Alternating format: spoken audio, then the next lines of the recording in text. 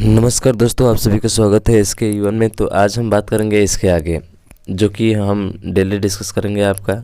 जैसे प्रश्न है हमारा कि निम्नलिखित में से कौन सी बीमारी विषाणु से होती है। तो यहाँ तक जो है हमने हल कर लिया था, जो चेचक होता है। ठीक है, कंप्यूटर और इंटरनेट के डोमेन यूआरएल का पूर्ण रूप क्या है ये भी पढ़ लिया था। यूनिवर्सल रिसोर्स लोकेटर होता है हमारा। ठीक है, उसके बाद से अगला है 25वां नंबर कि सेरीकल्चर शब्द किससे संबंधित है। तो आपको पता होगा कि रेशम की खेती से।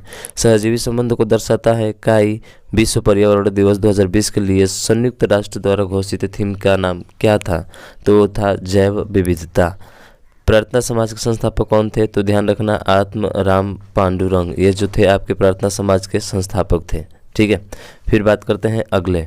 अब देखिए 29वां प्रश्न हमारा ये है कि निम्नलिखित में से किस माध्यम में ध्वनि नहीं जा सकती है। निर्वात में, इस्पात में, दूध में या वायु में। तो ध्यान रखना है निर्वात। निर्वात का मतलब होता है जहाँ पे हवा न हो। तो इसमें जो है जहाँ पे हवा ही नहीं रहेगा वहाँ पे आपके ध्वनि नहीं जा सकती।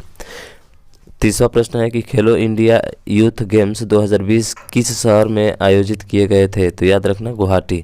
लोकसभा के सदस्यों की अधिकतम संख्या कितनी है। 552 है। वैसे जानते हैं लोकसभा, राज्यसभा और जो है आपके ये दो सदन होते हैं। इन दो सदनों का उल्लेख अनुच्छेद किस में है। तो लोकसभा का 81 में और राज्यसभा का 80 में और संसद का 79 में। ठीक है, तो अनुच्छेद भी याद रखिएगा।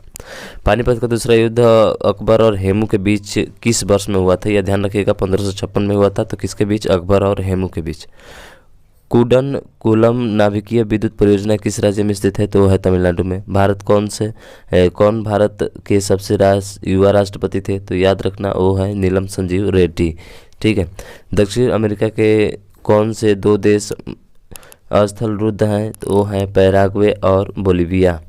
भारत में केंद्रीय आलू अनुसंधान संस्थान CPRI कहाँ स्थित है। तो वो है आपके शिमला में।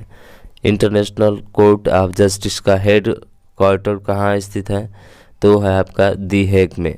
और 38वां है कि स्वराज मेरा जन्मसिद्ध अधिकार है। इसे तो जानते हैं बाल गंगाधर तिलक। ठीक है ना, और मैं इसे लेकर ही रहूँगा। यह किसने कहा था। तो बाल गंगाधर तिलक ने कहा था।